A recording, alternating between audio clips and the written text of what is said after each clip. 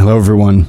Today, I wanted to give you an update about where I've been for the past 4 months or so. If you're a returning listener, you'll know that for about a year and a half, leading up to mid-June of this year, I had been reading approximately a book a week and discussing some of the history of the writer of that book, reading some of my favorite passages, offering some of my thoughts. And then in mid-June, I stopped.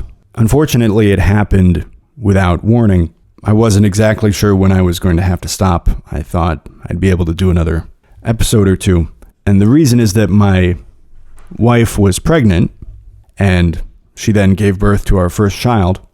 And in the run-up to the birth itself, and then, of course, afterwards, getting used to having the new baby in the house, setting up new systems, getting into new routines, that all took time. And, of course, I wanted to be able to give it my full attention, so I put all of this on pause for a little while. But now we've gotten into a pretty comfortable pattern, so I think I can get back into it. I've been able to read during this time, probably not a book per week, but maybe 2 books in 3 weeks, or maybe a book every 2 weeks, something like that. But aside from the reading, preparing notes, and then making a recording all takes a separate amount of time, and unfortunately, in this case, that's what got the axe. I wanted to keep up reading as much as I could, and I set aside the recording for a while. And this also gave me a chance to take a break, evaluate what I'm doing, see what I like about it, see what I don't like about it as much, see if I want to change everything completely. And I mostly like how I've been doing this. I like the pace of about a book per week, and I like the longer format. Sometimes I had thought about breaking up this discussion into shorter pieces because maybe some people who wouldn't be interested necessarily in one part of it would be interested in another. They might want to hear about the history of this writer, but they're not interested in my digression about this or that topic, and so they stop listening there. And then for that reason, they miss something later that would have interested them. And on the one hand, there might be something to that. That's certainly more of the format of the internet, of a lot of content on social media.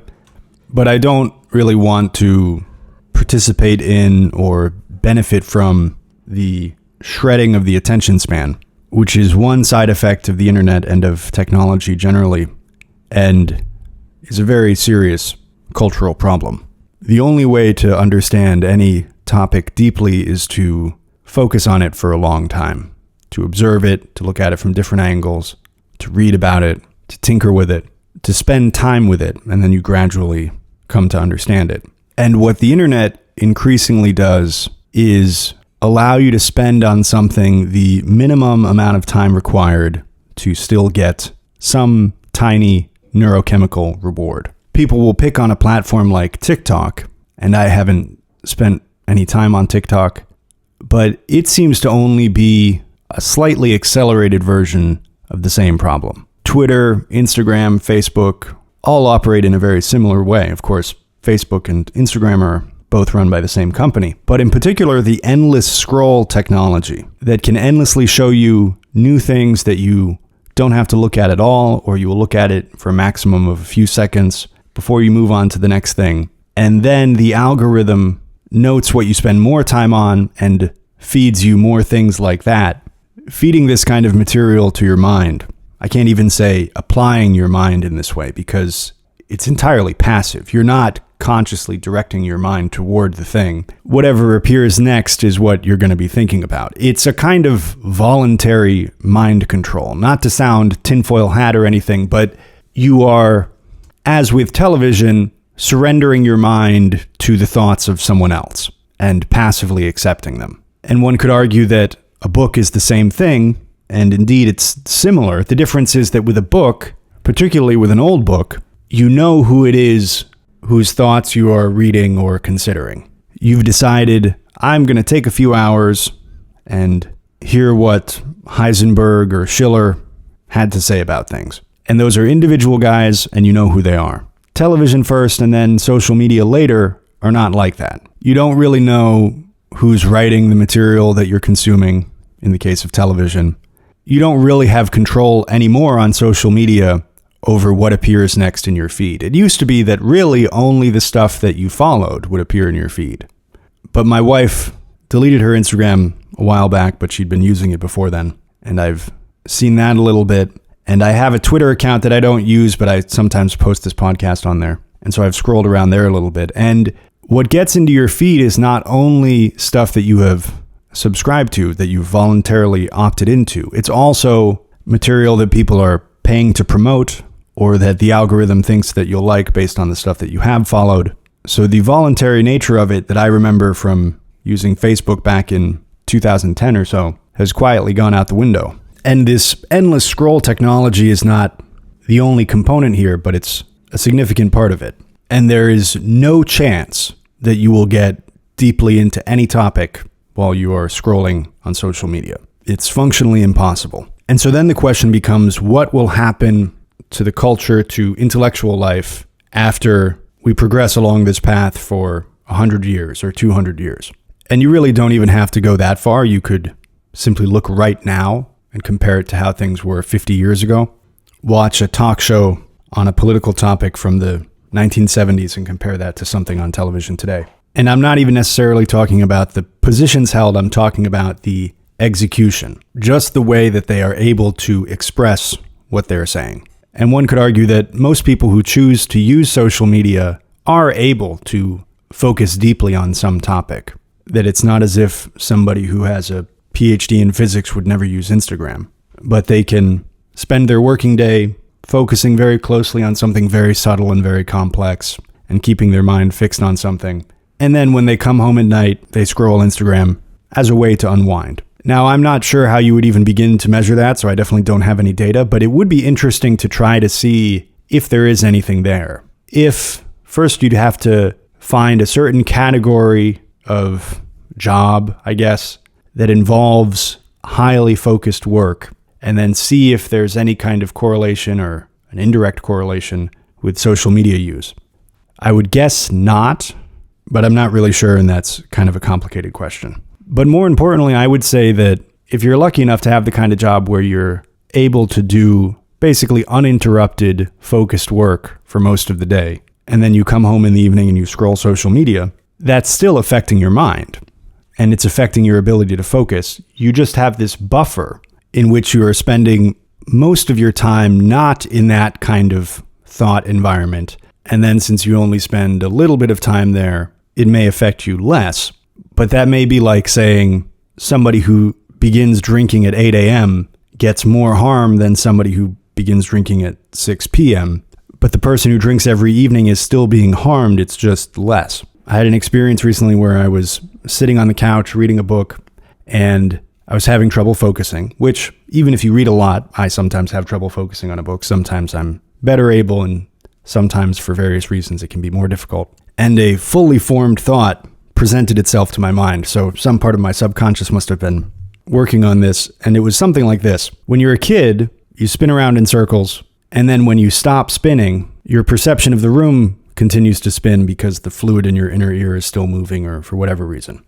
And in the same way, if you spend all day on the computer, and if you've got one eye on your email and then somebody's texting you, and then you've got a document open that you're working on, and then somebody calls you and somebody else is asking for something, so you have to switch to that and help them first. If you're doing that for 8 or 9 hours, and then you suddenly stop, your brain can't stop on a dime like that. Just because you no longer want it to be very easily switching between tasks and calling up relevant information and thinking about whether this person has what they need to do whatever task they've been given, and you now want it to be focused on one task for a long time. Just look at the text in this book and absorb it. There is a biological lag there that's comparable to spinning around in circles and then stopping. Your mind is still spinning even after you get off the computer and the phone, the same way that your perception still spins even when you stop spinning around in circles when you're a kid. And this prompts the question, is there some cumulative effect here? Not only in the short term in what you've been doing that day, but if you live with technology for years, what does this do to your overall ability to stop spinning mentally? And then what does that do to the culture if it comprises an increasing proportion of people whose minds never stop spinning? And also, if you talk about the physicist, or I'm using that as an example, somebody who is able to focus deeply on something, but then also sometimes spends time on social media or with technology that involves no long-term focus, no sustained attention, It's just feeding you new things every few seconds and you're getting your little dopamine reward from it and scrolling on. Any example that you can think of a person like that must be an adult, not because kids can't focus, but because the kind of focus that I'm talking about is an adult activity. Children don't spend 9 hours a day in a lab or sitting at a desk writing a novel. And by definition, any adult today was a child in a different technological environment. I'm 35. We got our first computer that I could use when I was probably 10. My dad had a DOS computer that he used for work, but I couldn't really do anything with that. A couple of times he opened up whatever the word processor was for me and I typed out some stuff. But it was that screen, the screen is black and the text is a yellowish green color. And so I was just writing out little sentences for fun. But I remember when we got our first computer and we had the internet, and I remember the very first website I ever went to was Kellogg's.com because I had seen the address on the cereal box. I didn't have a Facebook, I think, until I was 18, and I only used it for a couple years. I didn't have a smartphone until I was 24. And if you're about my age, maybe your story with technology is similar. If you're a little older, then you would have been even older when these milestones happened in your life. And you could be a few years younger and still remember some of this stuff. But millennials are maybe the last generation that can remember life before this ubiquitous high technology. We don't right now need to get into a historical conversation about what constitutes technology and how it affects culture. My house always had a phone in it. It always had electric light. Those things also affect culture. We're not talking about that right now. We're talking about screens, essentially. Screens with which you can very easily interact. A television is a screen and you can change the channel, but something different happened with computers and with smartphones. But so any adult that you can think of who can both focus deeply on certain topics and also at other times use the internet and social media in a relatively habitual way is somebody whose mind was to a great extent formed before this technology was widely available. So anyone who's arguing that there's nothing to worry about here, that these two things can coexist, is not considering that. And what they would really need to do is look at a generation that was not raised before this technology was everywhere. To look at Gen Z and Gen A and see if they are going to be able to think deeply about a topic in the same way, given that their mental habit has, for a much greater proportion of their existence, involved scrolling. And again, scrolling is not the only problem. I'm just using that as an example. If scrolling can scramble the mind of an adult in the short term, what will it do to the mind of a child or a young adult, an adolescent, in the long term? All of that is an explanation for why I favor the longer format, even if a shorter format might help me to gain followers or something. The people that I want to reach are the people who can read books. And if you can't sit and listen to something for more than a few minutes, then you certainly can't read a book. So it also works as a natural filter. Going forward, I may also have to cut back on the production time of these recordings because I want to keep doing them in some form.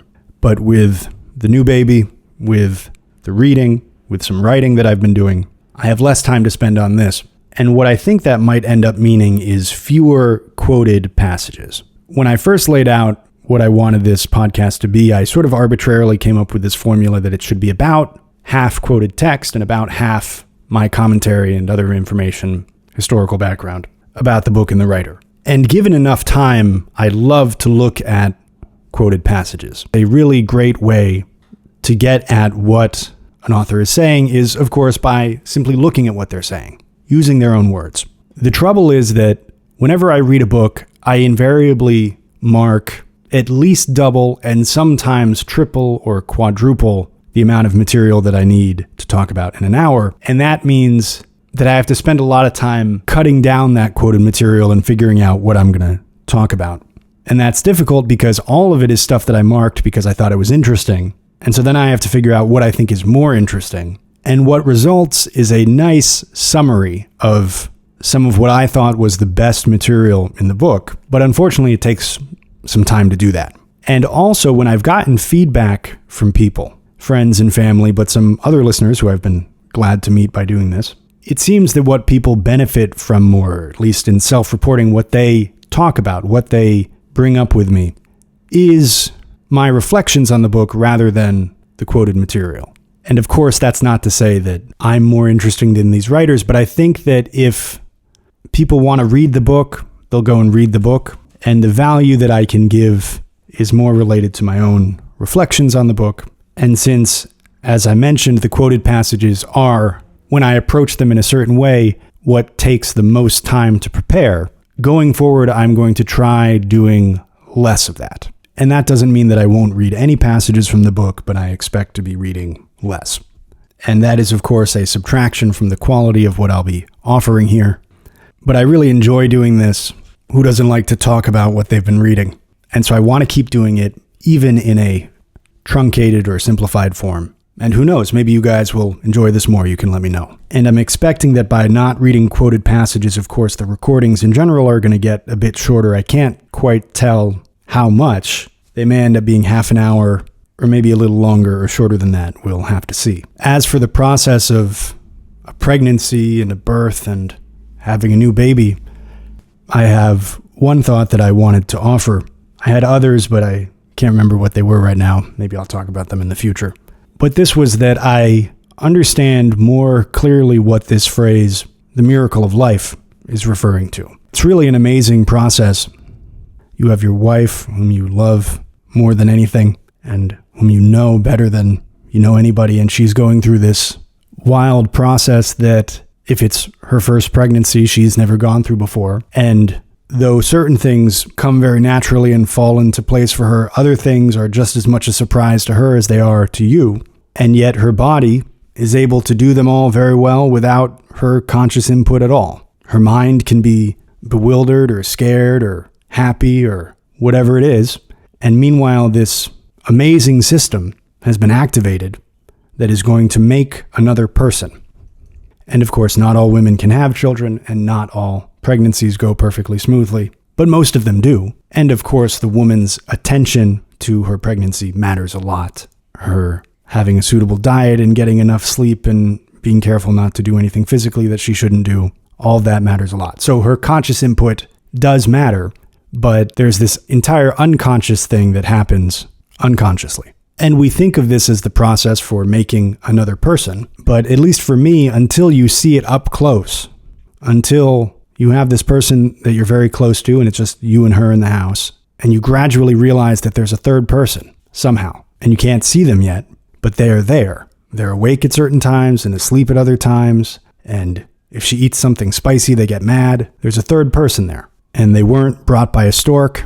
They weren't delivered in the mail.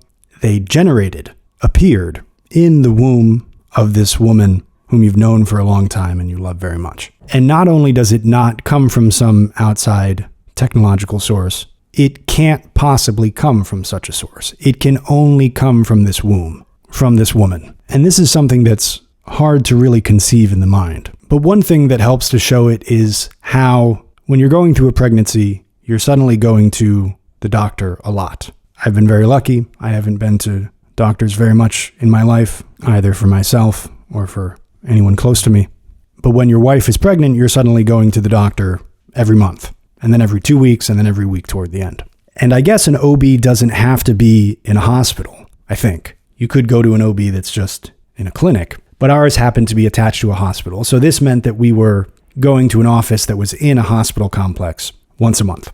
And a hospital is a big set of buildings that are 10 stories tall, and they're all filled with very educated people and lots of very expensive technology. And the doctors are one class of professional in the hospital, but nurses too are at their best very knowledgeable, and they also know how to apply their knowledge quickly under varying degrees of pressure, as do doctors, of course. And I emphasize that because people can be knowledgeable, but then they don't ever have to apply that knowledge under pressure. So that's a separate quality, that you can remain calm and make a good decision, or often make the right decision based on limited information and sometimes when the stakes are high. So you go to this big complex with all these educated people and all this technology with your little pregnant wife. And at the end of this process, hopefully, if everything goes smoothly, there's going to be a little baby. Now, some people choose to have a baby without interacting with a hospital. That's a separate thing. I'm not going to talk about the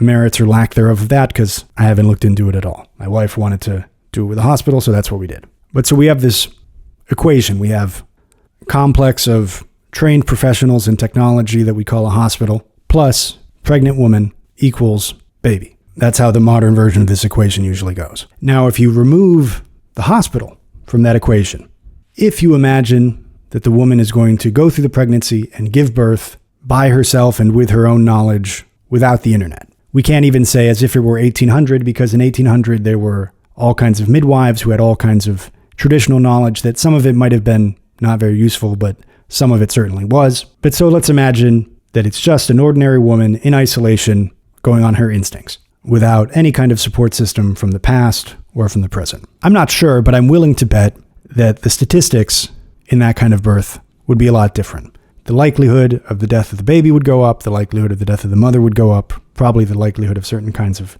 complications would go up, but you would still have a better than 50% chance, and probably a much better than 50% chance, that you would end up with a healthy baby and a healthy mom. Now let's go back to that equation, and instead of removing the hospital, let's remove the woman. That big, expensive complex of buildings with all of its technology and all of its education and training will never get you a baby. The key component, the vital component, vital in the sense of life-giving, is the woman. And we're glad that the doctors and the technology is there, but in a pinch, it's not required. But the woman and her vital imperative, her life-giving imperative, it's required. Without that, you have no baby. And as technology permeates society more and more deeply, we can sometimes forget that it is fundamentally an accessory. It is not vital in the sense of foundationally important or in the sense of life-giving in the way that other basic human capacities are. And that's part of what I mean when I say that I better understand the phrase, the miracle of life, after having gone through this process. And I think that the modern ideology does not give the appropriate weight and importance to this really, truly sacred capacity that women have. This obviously isn't the only thing that women can do, but it is the thing that only women can do. And I don't know if young women growing up feel like they get a different message, if they feel like this is emphasized enough, but I didn't really get this message. And it took me experiencing it directly to understand it. And as a message from the other side to young guys out there who don't have kids, I want to say that having grown up in the generation that I did with the messaging that I got from television and movies, as a man, I feel like I was given the wrong impression about what having a baby was going to mean. And I mean that in a good way. The message that you get from a lot of sources is that when you have a baby, your life is over, that everything that is fun stops and life becomes drudgery. And so then the joke that is taught to young men is that men don't want the woman that they're with to become pregnant. But I think you shouldn't be having sex with a woman if her becoming pregnant would not be an acceptable development in your life. And if that is acceptable, then you probably can and should get married and should plan on having kids. And that means that along with being married, you have to have some level of income. It doesn't have to be anywhere near as high as they make you think it does, but we've set up a system where we live within our means, and so we basically have what we need for this baby. And it would be less fun if that were not the case. But given all that, I'll say that so far, having a baby is awesome. It affects your social life a little bit because there is a bit more to do at home and it is a little bit harder to go out at night. But that lifestyle has diminishing returns, and what you get in exchange is way better. And also, it's not even that you can never go out, it's just that it's a little bit more complicated when you want to. So if you're on the edge of that transition, either thinking of getting married or thinking of having a baby, I'll say that use your brain and then trust your judgment. With the right woman, it's the best decision you'll ever make. Now, I promise going forward not to make this a podcast just where I talk about my daughter, but one running theme that we deal with a lot is the junction between literature and society. How do the stories that we tell ourselves and tell each other affect culture and politics? This is a topic that I'm very interested in, and it's for that reason that sometime in the past few years, I think I started before my wife was pregnant, I began compiling a list of sources for children's stories, both the stories themselves and collections of stories, filling a reservoir of stories from which I could draw when I was looking for something to read to our child, since I started doing this before I knew we were going to have a girl, but now I can say to our daughter. And I was interested in particular in establishing a list from among what are called classic children's stories or traditional stories or fairy tales. And I, of course, as an adult, am interested in reading old books from the past written for adults,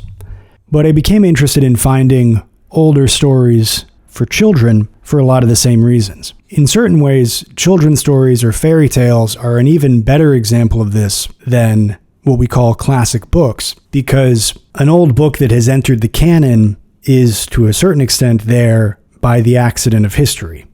Not entirely, but that at least plays a role. It's thought that the Iliad and the Odyssey are 2 out of a set of 8 or so epics that Homer wrote, and the others have been lost. Now, if we had a third or a fourth of them, it's pretty much certain that those would be considered part of the canon as well. But a folktale, and maybe we use the word fairy tale to refer to a subcategory of folktale that's aimed at children, doesn't exist because one writer imagined it and wrote it down, and then a publisher printed 1,000 copies of it, and then it gradually spread around. They develop more gradually, and the process is unfortunately largely invisible, but you can imagine that maybe somebody originally tells a story, and then when somebody else retells it, it changes a little bit, and then somebody adds a part that people like, and so then whenever people retell it, they tell that part, and they choose to retell this story because it has some use for children, for teaching them some kind of lesson in a vivid way that they understand. And so the folktales that survive are not the ones that remain just by the accident of history that nobody burned up the last copy of it, but they're the ones that spread the best for whatever reason. Now, stories and memes don't only spread because they're valuable, they can sometimes spread for other reasons. But stories for children maybe do spread for that reason, or we can consider that they might. That they both have an appeal for children and they are useful in some way. Whereas if you go to the store and you buy a children's book that's not based on a folktale, it's just a children's author has written a book for children, that story doesn't necessarily have no value.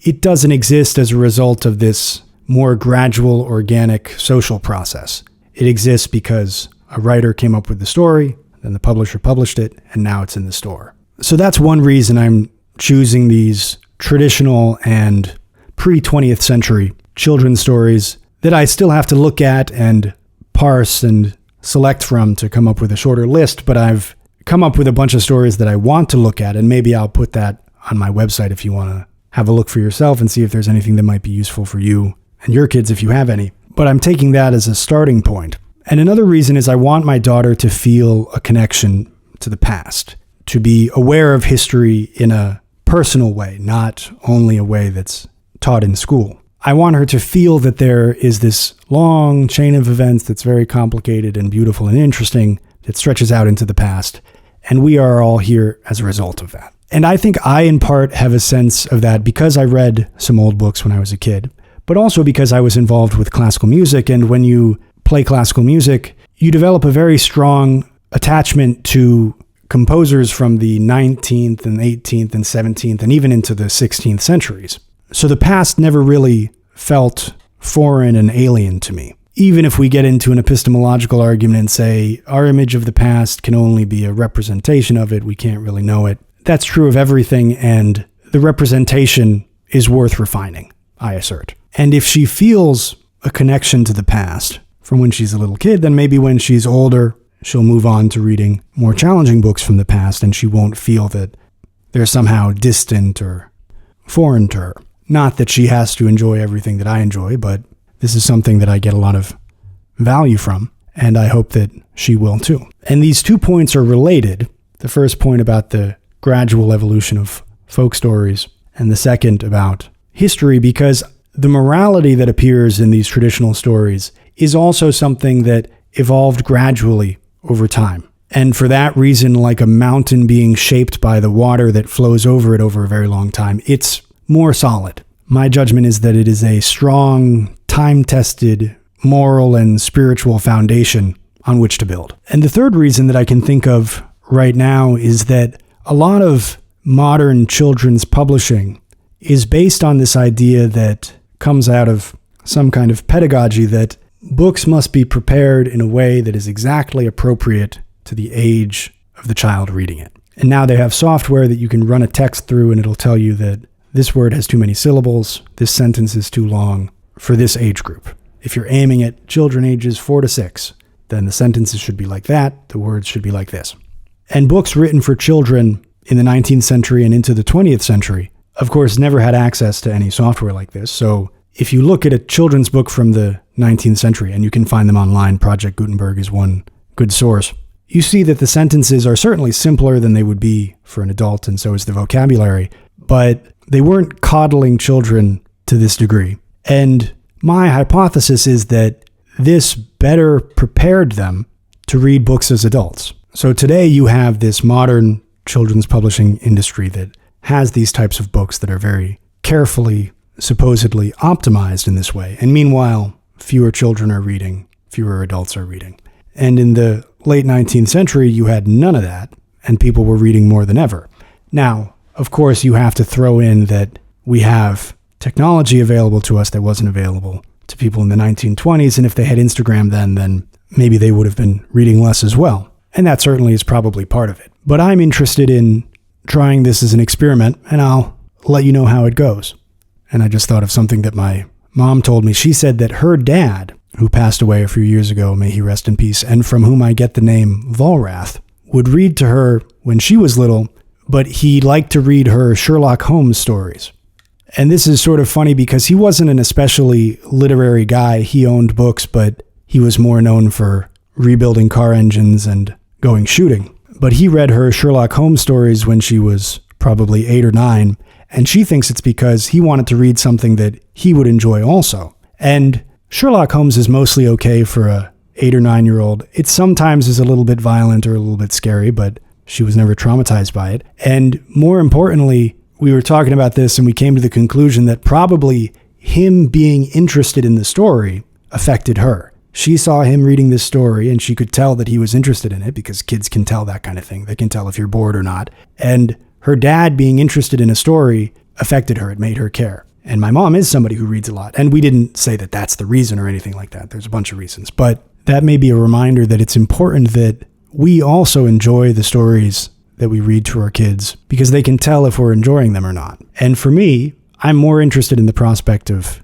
exploring stories in this way than by just going to Barnes & Noble and picking up whatever's on sale. Anyway, so if that reading list is useful to you, I think I am going to try and put a link to it somewhere, and maybe I'll update it gradually over time as I figure out stuff that I like and don't like. You can take a look. But yeah, really today I just wanted to check in, give you an update, say thanks for sticking around, and let you know that I am going to be continuing. It might take a slightly different shape, but there are still so many more books to discover. So onward and upward.